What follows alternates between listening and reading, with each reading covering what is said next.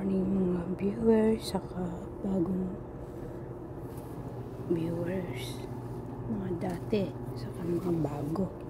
Ayan, chinecheck ko yung mga natirang ubas pang 7 ani ko na to.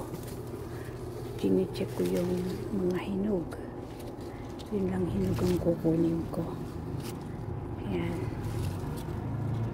Yan pa natira. 7 ani ko na. Pero marami pa rin.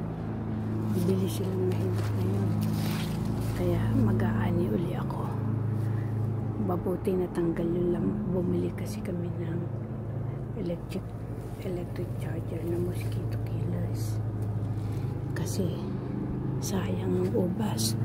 Para kasi silang balon. Pag na may nakagat ng lamok, umiimpes. Hala, sayang. Buti na agapan. Ayan na, mga natira. Ayun, aanin ako.